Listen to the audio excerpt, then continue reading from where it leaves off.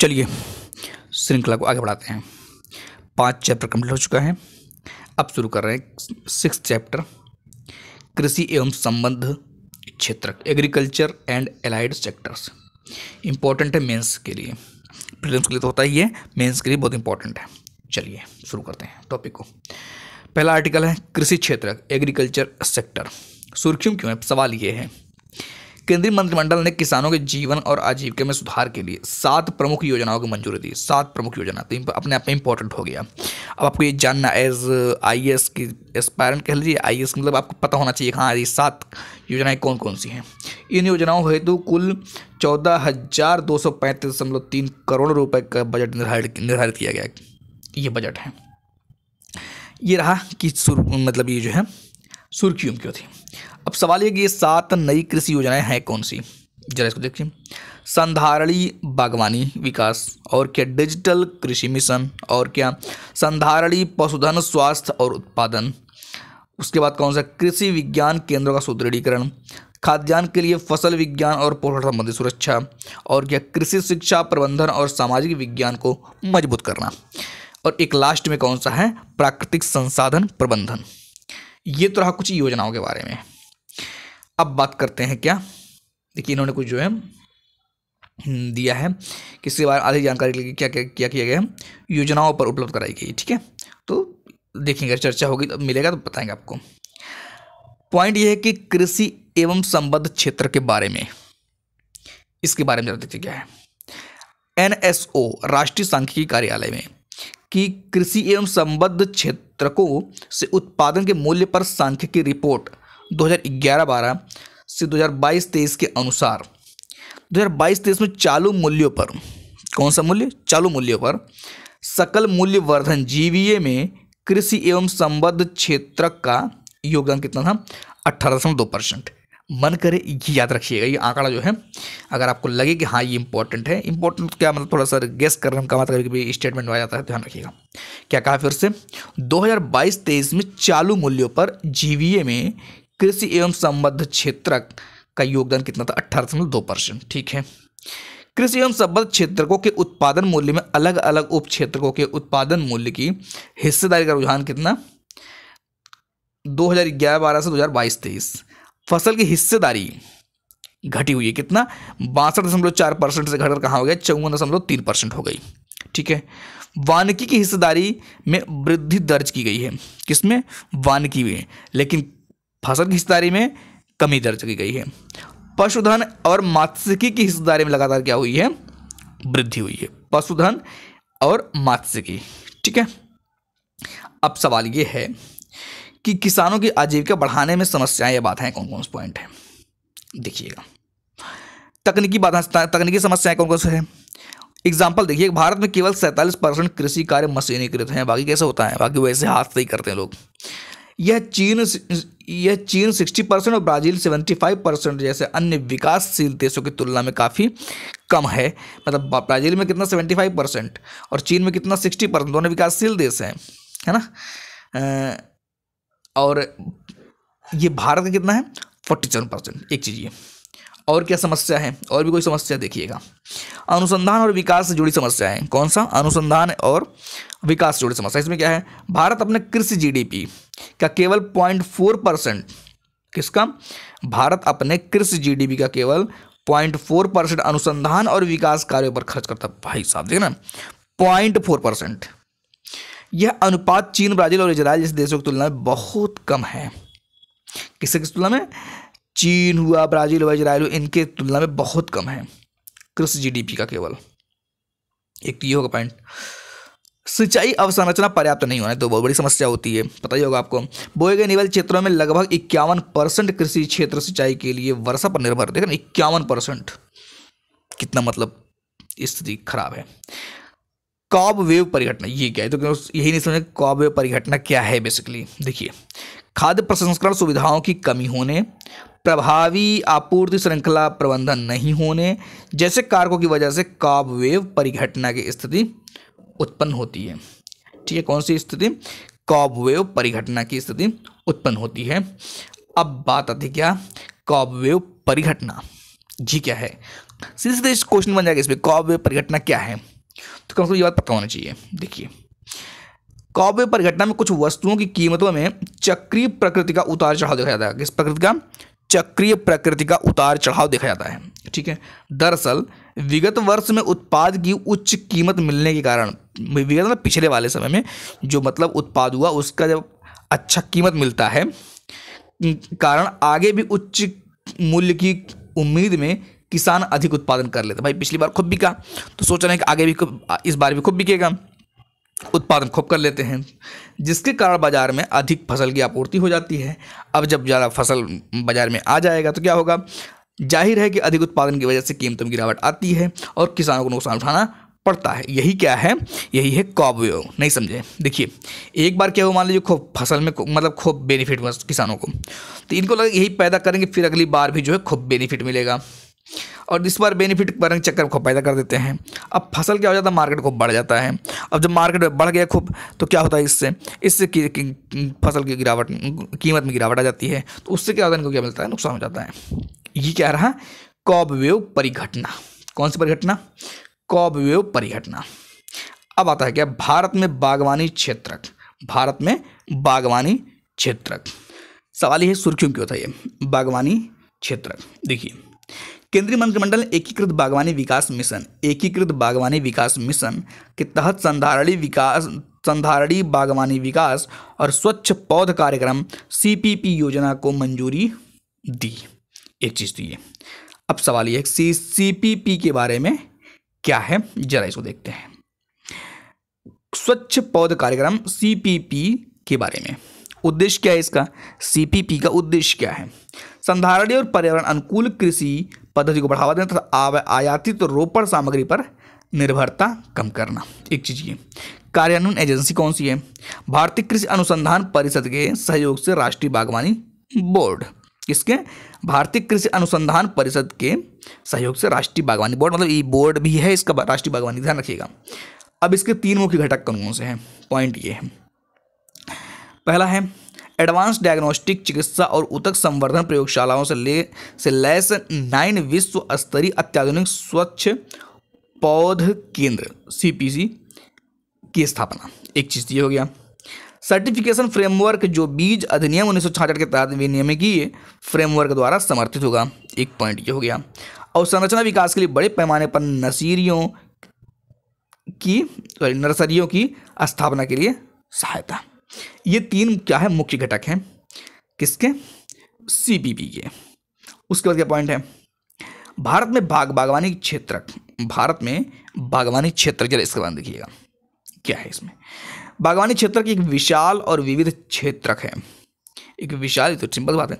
अब बागवानी में क्या क्या शामिल है, फल, सब्जियों, फूलों और सजावटी पौधों की खेती, उत्पादन, प्रसंस्करण भी शामिल, ध्यान रखिएगा, और मार्केटिंग का काम होता है। ठीक है, पॉइंट क्या है, पॉइंट याद रखने वाली बात यह है कि देश में कुल कृषि क्षेत्र के 13.1% भाग पर बागवानी की जाती है। कितने पर? 13.1% पर बागवानी की जाती है। भारत के कुल बागवानी उत्पादन में फलों और सब्जियों का योगदान लगभग कितना, 90% है। पॉइंट ध्यान रखिए, कितना है, 90% है। और 2022-23 में इसका उत्पादन कितना है, 355.48 मिलियन टन रहा। ठीक है, उसके बाद क्या पॉइंट है कि कृषि में जीवीए में बागवानी क्षेत्र का योगदान कितना है, 33%। कृषि जीवीए में बागवानी क्षेत्र का योगदान कितना, 33%।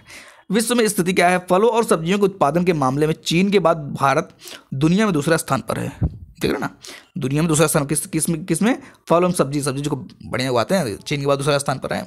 ध्यान रखिएगा, बागवानी क्षेत्र का योगदान कितना, 33% है। किसमें, कृषि जीवीए में, है ना। अब क्या है, फलों के मामले में भारत केले, आम और पपीते के उत्पादन में पहले स्थान पर है। केला हमारे खूब उगता है, आम खूब उगता है, पपीता भी उगता है, ध्यान रखिएगा। निर्यात, भारत सब्जियों के निर्यात के मामले में विश्व में 14वें और फलों के मामले में विश्व में 23वें स्थान पर है। क्या बात है। बागवानी क्षेत्र के लिए शुरू की गई अन्य पहलें। अब बागवानी क्षेत्र के लिए कौन कौन सी पहल शुरू की गई है, जरा इसको देख लेते हैं। देखिए, एकीकृत बागवानी विकास मिशन MIDH 2014, इसमें क्या है, इसमें कुछ नहीं है, कुछ है। देखिए, यह बागवानी क्षेत्र के समग्र विकास के लिए केंद्र प्रायोजित योजना है। एक पॉइंट ये, इस योजना में क्या है, फल, सब्जियां, जड़ व प्रकंद फसलें, मशरूम, मसाले, फूल, सुगंधित पादप, नारियल, काजू, कोको और बांस को कवर किया गया है। क्या बात है, बांस, कोको और बांस ध्यान रखिएगा, पता चले आज कन्फ्यूज कर देगा, है ना। काजू, कोको, बांस ये सब भी शामिल है किसमें, एकीकृत बागवानी विकास मिशन, एकीकृत बागवानी विकास मिशन में।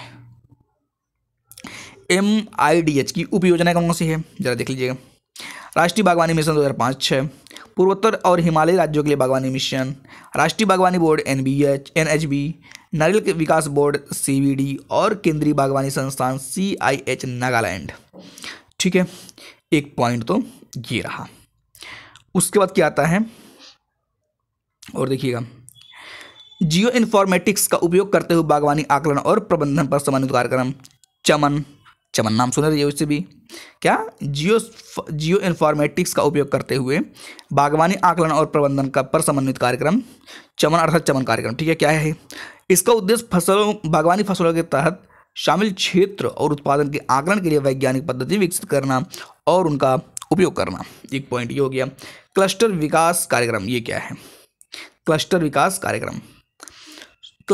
कार्यक्रम, CDP या सुरक्षा या CDP सुरक्षा, है ना। देखिएगा, अब इसमें क्या है कि यह प्लेटफॉर्म किसानों को उनके बैंक खातों में तुरंत सब्सिडी प्राप्त करने की सुविधा प्रदान करता है।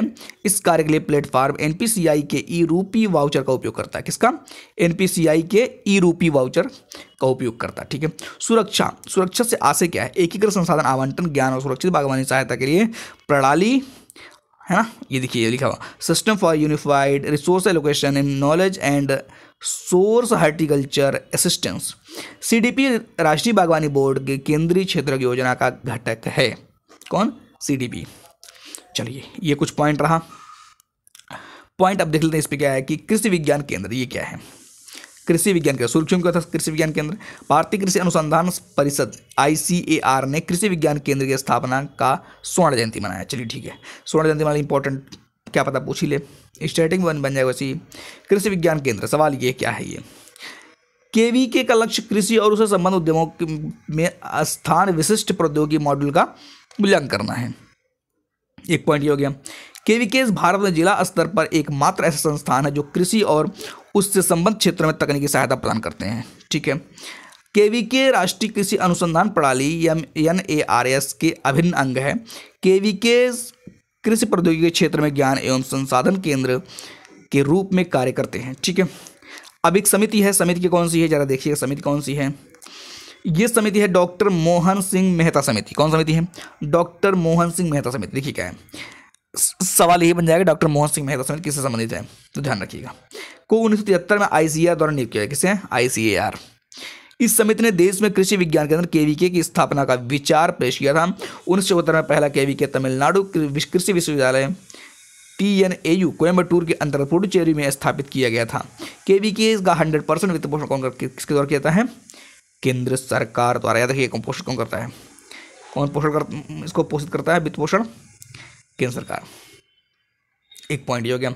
अब आता है डिजिटल कृषि मिशन, DAM, डिजिटल कृषि मिशन। ये क्या है, देखिए जरा, सवाल ये सुर्खियों में क्यों था, डिजिटल कृषि मिशन, डिजिटल एग्रीकल्चर मिशन सुर्खियों में क्यों था, देखिएगा ये वाला पॉइंट।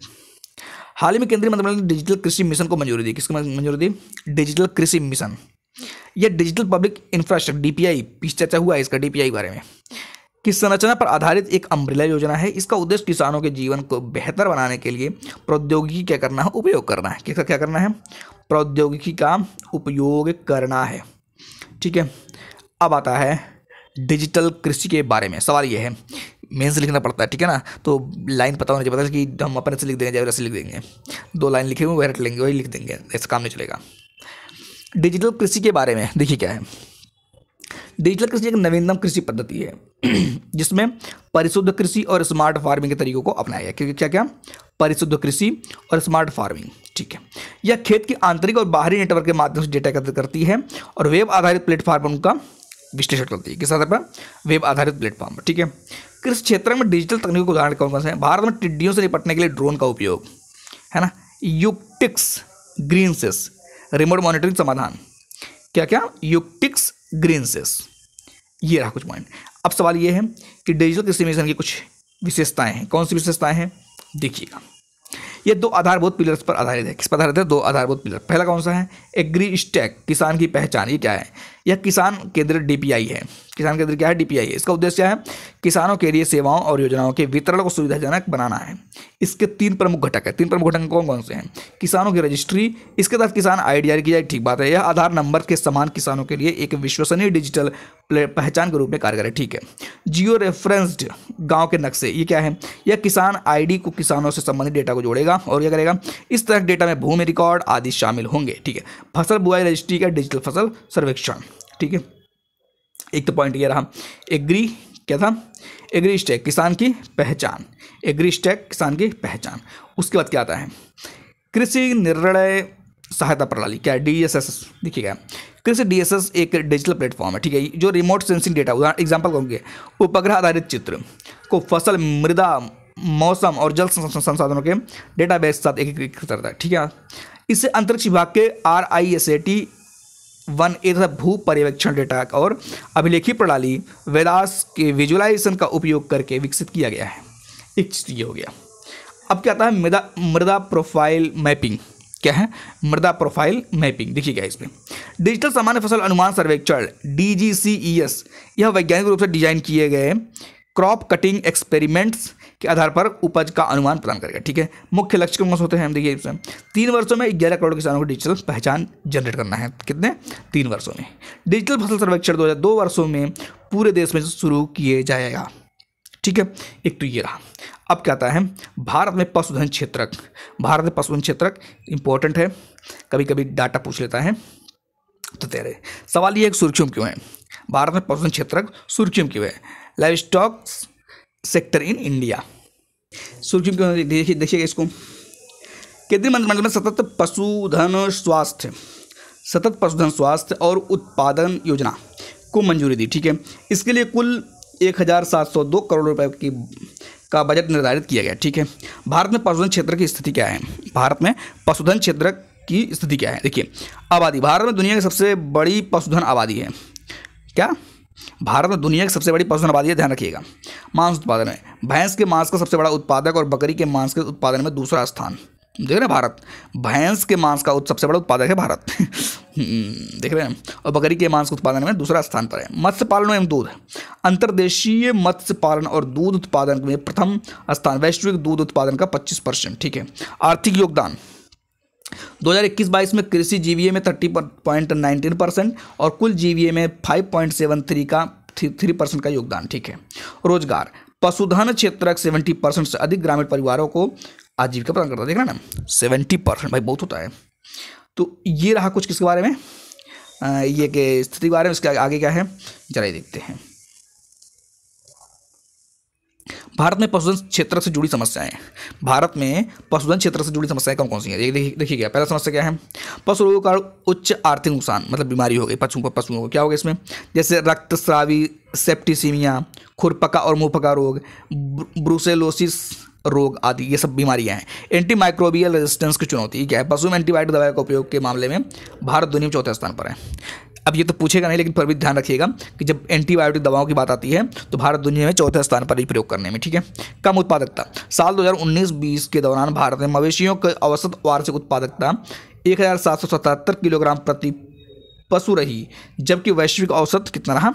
2699 किलोग्राम प्रति पशु था। ये सिंपल सी बात है, कुछ बस वैसे दिमाग रखिएगा, क्या पता कभी कभी कुछ पॉइंट आ जाए, ठीक है। पॉइंट क्या है कि भारत के पशुधन क्षेत्र के लिए प्रमुख पहले कौन सी है? यूनिफाइड जीनोमिक चिप, ये क्या है? यूनिफाइड जीनोमिक, देखिए विकास कौन किया है? पशुपालन और डेयरी विभाग, ध्यान रखिएगा। विकास करता कौन है?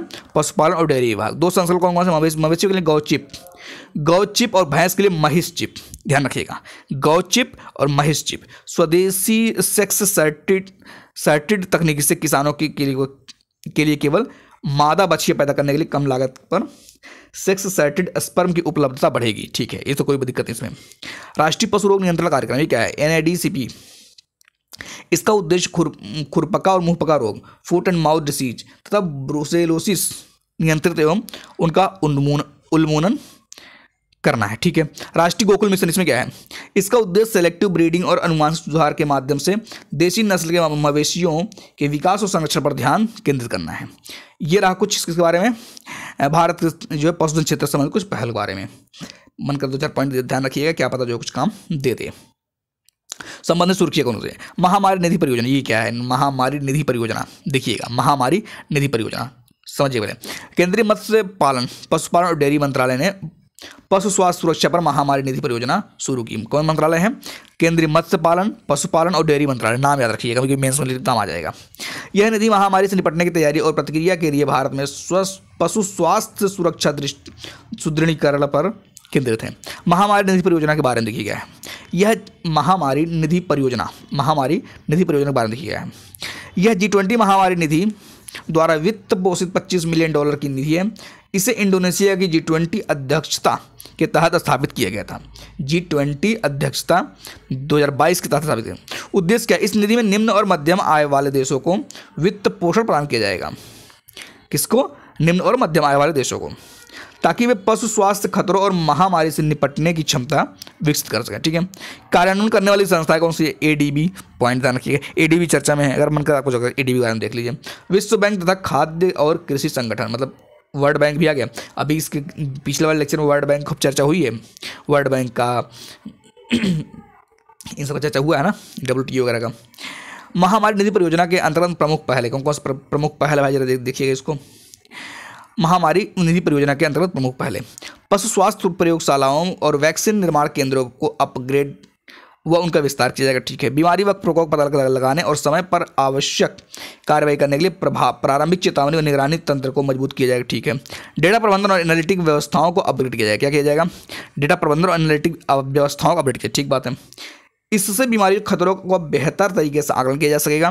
पशुधन क्षेत्र के लिए आपदा प्रबंधन फ्रेमवर्क के माध्यम से राष्ट्रीय और क्षेत्रीय स्तरों पर सभी समस्याओं की क्षमता में निहित कमियों को दूर किया जाएगा, ठीक है। एक पॉइंट ये कंप्लीट। नेक्स्ट आर्टिकल कौन सा है, नेक्स्ट आर्टिकल देखिएगा, व्हाइट रिवॉल्यूशन, सुना होगा नाम आपने, व्हाइट रिवॉल्यूशन।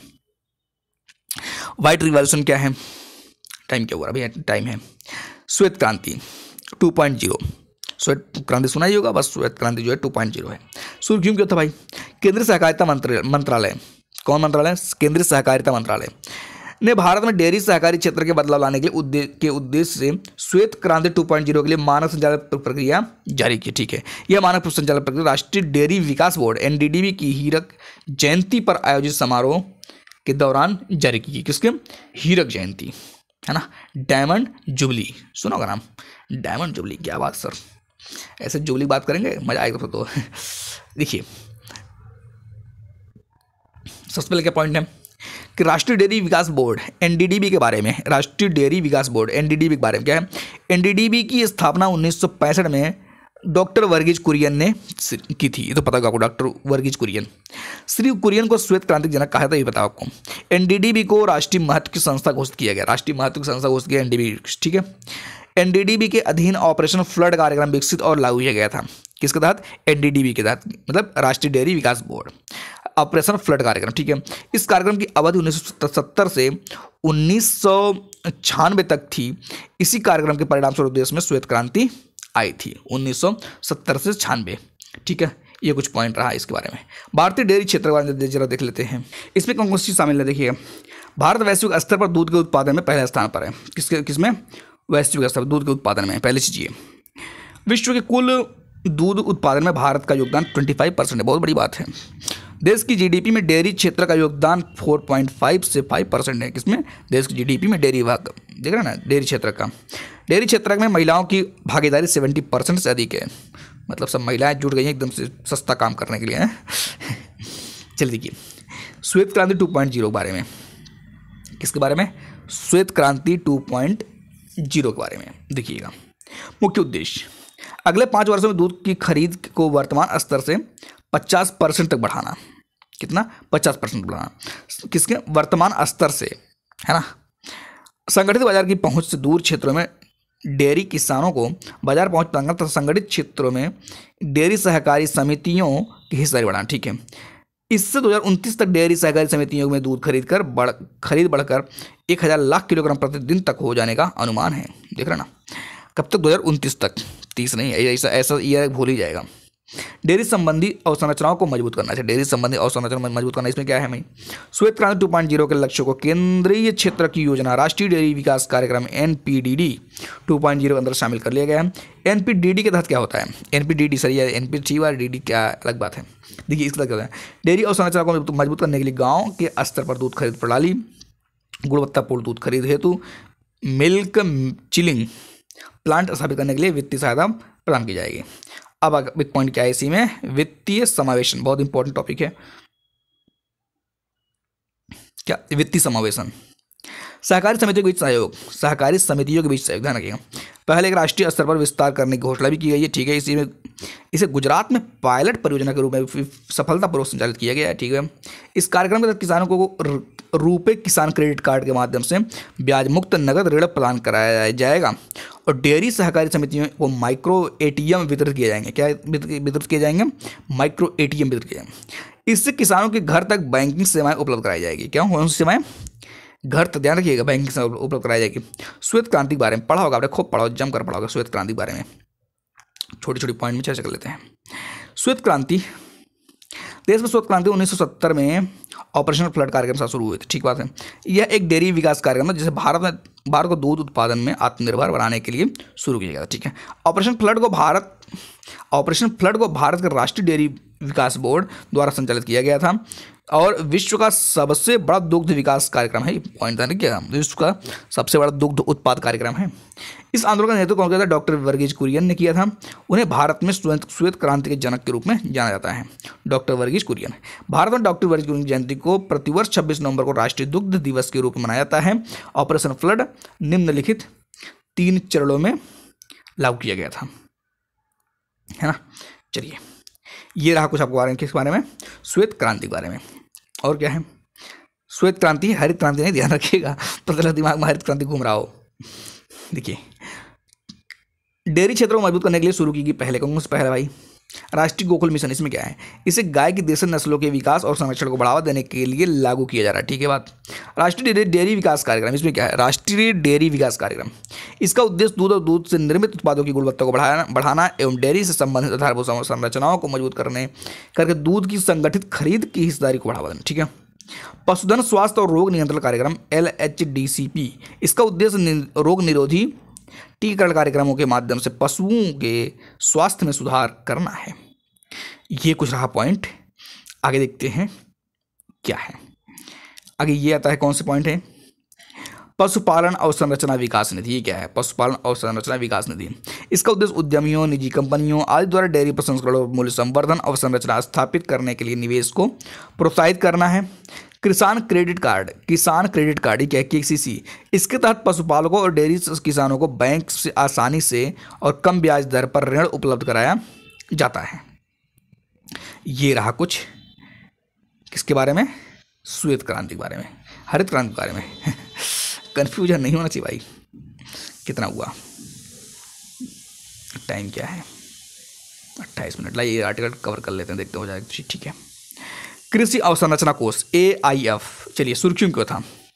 कृषि अवसंरचना कोष, देखिएगा, हाल ही में केंद्रीय मंत्रिमंडल ने कृषि अवसंरचना कोष के तहत वित्त पोषण की सुविधा वाली केंद्रीय क्षेत्र योजना प्रगतिशील विस्तार को मंजूरी दी है। इस विस्तार का उद्देश्य इस योजना को और अधिक आकर्षक, प्रभावशाली, समावेशी बनाना है। मेंस के लिए बहुत इंपॉर्टेंट है, जरूरत पड़ लीजिए अच्छे से, नहीं तो कोई जरूरी थोड़ा है, प्रीलिम्स में आ जाए तो बड़ी बात है, वैसे दिखेगा नहीं शायद। कृषि अवसंरचना कोष AIF के बारे में देखिएगा। इसके तहत फसल कटाई के बाद फसलों के प्रबंधन हेतु अवसंरचना निर्माण और सामुदायिक कृषि परिसंपत्तियों के निर्माण हेतु व्यवहार्य परियोजनाओं में निवेश के लिए मध्यम से दीर्घावधि हेतु ऋण दिया जाता है, ठीक है। मध्यम से दीर्घावधि हेतु भी ध्यान रखिएगा। इस ऋण पर ब्याज छूट और क्रेडिट गारंटी सहायता भी दी जाती है, ठीक है। इस योजना के तहत बैंक और वित्तीय संस्थान 1 लाख करोड़ रुपए तक का ऋण प्रदान कर सकते हैं। कितना? 1 लाख करोड़ रुपए तक, बहुत है यार। कृषि पर प्रतिवर्ष 3% की ब्याज छूट दी जाती है और CGT MSE के तहत 2 करोड़ रुपए तक के ऋण को क्रेडिट गारंटी कवरेज दिया जाता है। अब क्या आता है? AIF के हालिया विस्तार के मुख्य बिंदुओं पर एक नज़र। देखिए क्या है। व्यवहारिक कृषि परिसंपत्ति ये क्या है? AIF योजना के सभी पात्र लाभार्थियों को सामुदायिक कृषि परिसंपत्तियों के निर्माण के लिए व्यवहार्य परियोजना के तहत शामिल अवसंरचनाओं के निर्माण की अनुमति दी गई है। ठीक है। एकीकृत प्रसंस्करण योजना कृषि अवसंरचना कोष के तहत पात्र गतिविधियों की सूची में एकीकृत प्राथमिक और द्वितीयक प्रसंस्करण परियोजनाओं को शामिल किया गया। प्रधानमंत्री कुसुम घटक ए किसानों, कृषि समूहों, किसान उत्पादक संगठनों, सहकारी समितियों और पंचायतों के मामले में PM कुसुम योजना के घटक ए को कृषि अवसंरचना कोष में शामिल करने की अनुमति दी गई है। अब NB संरक्षण, कौन सा? NAB संरक्षण, नैब संरक्षण द्वारा किसी किसान संगठनों FPOs के किसी कृषि अवसंरचना कोष ऋण को गारंटी कवरेज प्रदान करने की मंजूरी दी गई है। या तो कि ऋण, इस ऋण को सूक्ष्म MSME मतलब CGT MSE की गारंटी प्राप्त है। NAB संरक्षण नाबार्ड की पूर्ण स्वायत्त वाली सहायक कंपनी है। कौन? NAB किसकी? नाबार्ड। नाबार्ड बहुत सुना होगा आप लोगों ने, नाबार्ड क्वेश्चन बनता है, ध्यान रखिएगा। 2023 में क्वेश्चन आया भी था नाबार्ड से। उसके बाद क्या आता है? एग्रीटेक। ये कौन सा टेक है?